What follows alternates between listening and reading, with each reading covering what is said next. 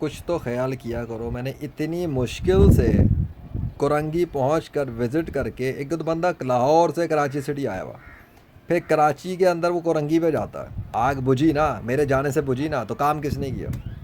मतलब मैंने बुझवाई। अब मैं जिससे मर्ज़ी हेल्प लूँ, मैंने जन्नातों को लगाया, फरिश्तों को लगाया, फूंकों को मारा, पढ़ाइयों को पढ़ाई मारी, हिसार खींचा, जो भी किया मैंने किया। ठीक है, मैंने वहाँ जाके जो करना था किया।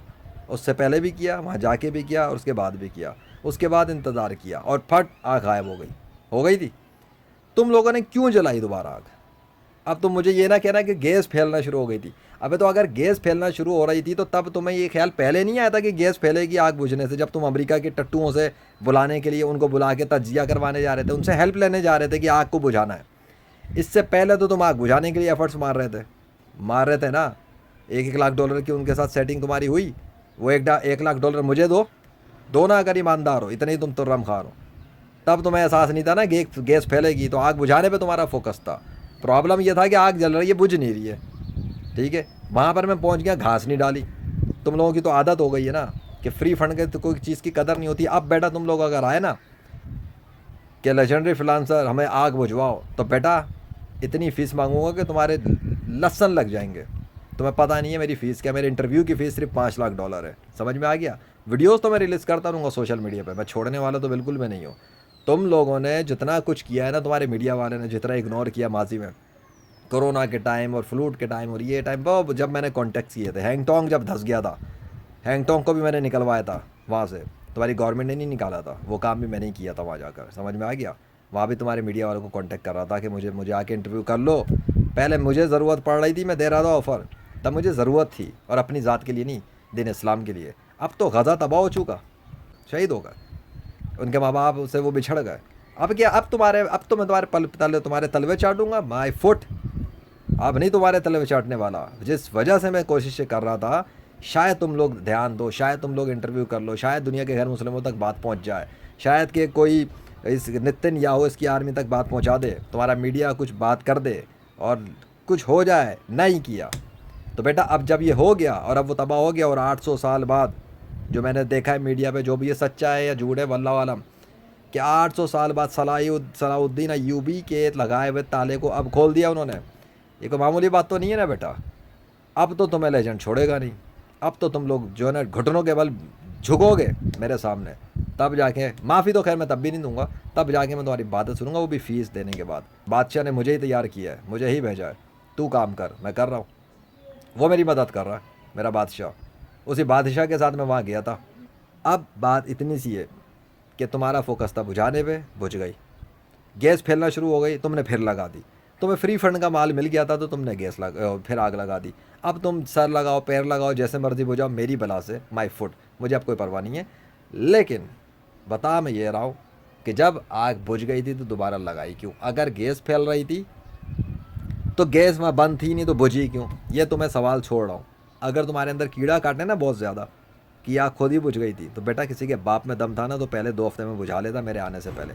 जब तक मैंने वहाँ विज़िट नहीं किया था ना, तब तक आग बुझा के दिखाते, नहीं बुझा सके थे तुम लोग। जब मैंने वहाँ विज़िट किया ना, उसके बाद ही आग बुझी है। उससे पहले किसी के बाप में दम नहीं था आग बुझा सके सिवाय अल्लाह के, और अल्लाह ने बुझाई नहीं। वो क्यों बुझाए? उसने तो जलाई ही इसलिए थी ताकि मुझे वहाँ पहुँचाना था, और फिर निशानी बनाना था और मौजज़ा दिखाना था 21वीं सदी में उन मरदूदों के ख़िलाफ़ जो कहते हैं कि अब करामात और मौजज़ात कुछ नहीं होते और बाबे तो शही कोई नहीं। अबे अभी बाबा जी का ठुल्लू मैदान में उतरा तो इतने कारनामे सर अंजाम दे रहा है। बाबा जी लोग गुजर गए ना मैदान के अंदर आके, तो कब्रों से मुर्दे फाड़ के निकाल देंगे अल्लाह के हुक्म से। 21वीं सदी में कोई मजाक तमाशा नहीं है। वहाँ एलन मस्क बैठ के जो कुछ कर रहा है ना, यहाँ पाकिस्तान में लेजेंड ऑफ अल्लाह बैठ के वो कुछ कर रहा है, जिसका एलन मस्क जैसों से दुनिया भर जाए तो वो कर भी ना सके। मुर्दा मच्छर तो वो ज़िंदा कर नहीं सकता एलन मस्क। ये तो उसकी हैसियत है। कलमा पढ़ ले तो मेरा मुसलमान भाई है, नहीं पढ़े तो फिर जुदाई है, कान जहन्नुम में जाएगा कुफर में मर गए। तुम लोग अक्कड़, एरोगेंस ये सब छोड़ दो मेरे सामने नहीं चलेगी।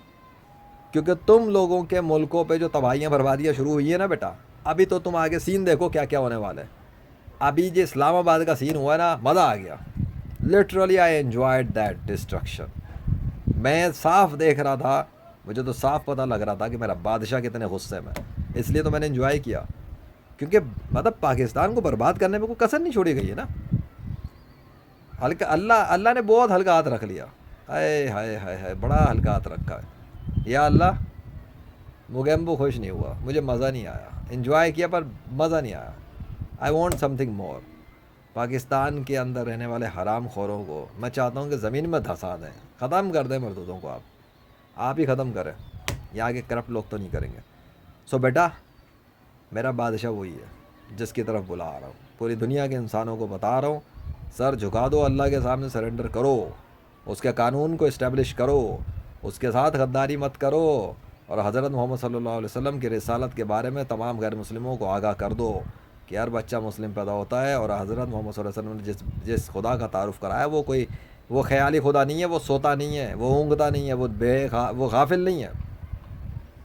अगर वो मेरी मदद के लिए, आसमान और ज़मीनों का बादशाह, पूरी कायनात का सल्तनतों का हुक्मरान, सिर्फ अपने एक बंदे की मदद के लिए वो आग बुझा सकता है जहाँ तुम्हारी टेक्नोलॉजी और साइंस के लोग फेल हो गए, तो वो सोचो कि वो मेरी मदद पर अगर आए तो क्या कुछ नहीं कर सकता। कोरोना का आंधी तूफान भूल गए हो?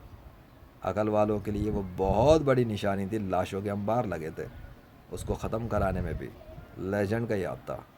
और वो ख़त्म मुकम्मल तौर पे नहीं, कम कराने के अंदर रहम आ गया था ना, क्योंकि तुम्हारी दुनिया के अंदर कुछ बगैरतों ने गरीबों पर धंधे शुरू कर दिए थे कोरोना के वजह से, अस्पतालों के वेंटिलेटर पे पैसा बना रहे थे। तब लेजेंड ने अल्लाह से रिक्वेस्ट की थी कि कम कर दें, बहुत हो गया। एक कुछ लोगों के धंधे चलने लग गए तो तुम लोगों के धंधे फिर मुतासिर हुए। ये फिल्म की स्टोरी नहीं चल रही, केजीएफ की। हाँ, ये सुपरमैन की मूवी नहीं है, या रियल वर्ल्ड में केजीएफ का भी बाप बैठा है और सुपरमैन का भी बाप बैठा हुआ है, उसी को कहते हैं लेजेंड ऑफ अल्लाह। और वही तो मैं बता रहा है, आग अगर बुझाई थी तो लगाई क्यों थी दोबारा? तुमने नहीं बुझाई, जब आग मैंने बुझवाई तो तुमने लगवाई क्यों? है जवाब है? तो फिर सोचो, अगर नहीं है।